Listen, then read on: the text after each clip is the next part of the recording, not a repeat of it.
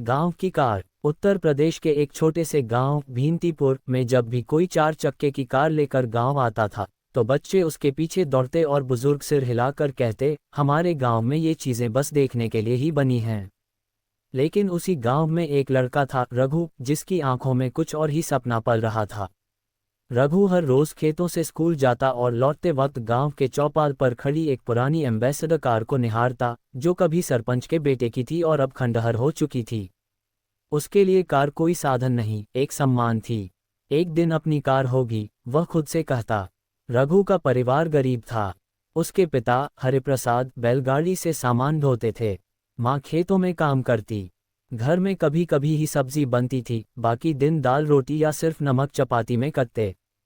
रघु की माँ कहती, बेटा, सपने तो बड़े देखो लेकिन अपनी जेब देखकर। रघु जवाब देता, अम्मा, अगर जेब देखकर ही सपने देखें तो किसान कभी चांद नहीं देख पाता। रघु 10वीं में था जब उसने पहली बार अपने दोस्त के फ़ोन में टाटा नैनो देखी, 1 लाख रुपए की कार। एक दिन मेरी होगी, उसने फ़ोटो सेव कर ली। 10वीं के बाद रघु ने स्कूल छोड़ दिया क्योंकि घर चलाना ज़रूरी था। उसने लोहा ढोने वाले एक ठेकेदार के यहाँ मजदूरी शुरू की। रोज़ 150 रुपये मिलते थे। एक दिन ठेकेदार ने उससे कहा, अगर 6 महीने तक सही से काम करेगा तो मैं तुझे ट्रैक्टर चलाना सिखा दूंगा। रघु ने मन ही मन सोचा, ट्रैक्टर तो छोटा भाई है कार का। 6 महीने बाद रघु ट्रैक्टर चलाने लगा। 300 रुपये रोज़ कमाने लगा। उसने हर दिन 100 रुपये बचाने शुरू किए। गांव वाले हंसते, अबे मजदूर की औलाद कार खरीदेगा। कार नहीं, साइकिल भी बड़ी बात है तेरे लिए। रघु मुस्कुराता और कहता, जैसे खेत में बीज डालो तो वक्त लगता है, वैसे ही सपनों का भी सीजन होता है। हरिप्रसाद जी चुपचाप रघु की गुल्लक में पैसे डालते। माँ रात को अपने गहने देखती और सोचती, एक दिन बेटा शायद सब बदलेगा। एक दिन काम से लौटते वक्त हरिप्रसाद की बैलगाड़ी को ट्रक ने टक्कर मार दी। पैर टूट गया, काम बंद, घर की आमदनी खत्म। रघु ने स्कूल छोड़ा था, अब काम भी छोड़ना पड़ा।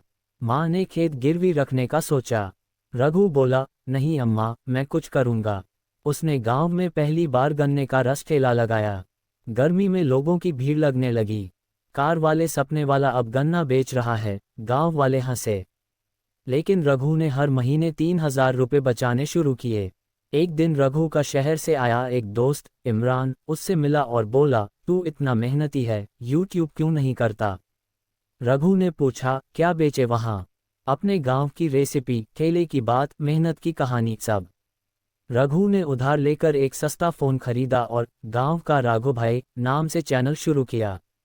आज मैं आपको दिखाऊंगा कैसे बनाते हैं असली गन्ने का रस। धीरे धीरे लोग वीडियो देखने लगे। गांव के लोग चिढ़ते, पर अब रघु पर असर नहीं होता। एक वीडियो, गांव का ठेला, बड़े सपनों की गली, वायरल हो गया। लाखों व्यूज़, हजारों सब्सक्राइबर। एक कंपनी ने रघु को कॉल किया, हम आपके ठेले को ब्रांड बनाना चाहते हैं, रघु रसवाला के नाम से। रघु ने कहा, अगर मैं कार से गन्ना सप्लाई करूं तो चलेगा? बिल्कुल। रघु को 1.5 लाख रुपए का एड डील मिला। पहली बार उसके हाथ में इतने पैसे थे। रघु शहर गया और 90,000 रुपये में एक सेकंड हैंड टाटा नैनो खरीदी। लाल रंग की चमचमाती गाड़ी। जब वो पहली बार गांव में घुसा, लोग हैरान। बच्चे बोले, भाई की कार आए। बुजुर्गों ने सिर झुकाया, रघु ने कर दिखाया। उसकी माँ की आंखों से आंसू बहते रहे। हरिप्रसाद जी ने कहा, बेटा, ये सिर्फ गाड़ी नहीं, तेरी मेहनत का मंदिर है। रघु ने कहा, बाबा, अब बैल नहीं, मैं आपको कार में बिठाकर खेत चलाऊंगा। रघु ने अपने पैसे से गांव के स्कूल में कंप्यूटर क्लास शुरू की। उसने 3 और लड़कों को यूट्यूब सिखाया। अब गांव के कई लोग डिजिटल दुनिया से जुड़ गए। गांव की छवि बदलने लगी। सरपंच ने कहा, अब हमारे गांव में विकास आएगा। एक कार ने जो बदला, वो सरकार नहीं कर पाए। अब रघु रसवाला पूरे यूपी में प्रसिद्ध ब्रांड बन गया है।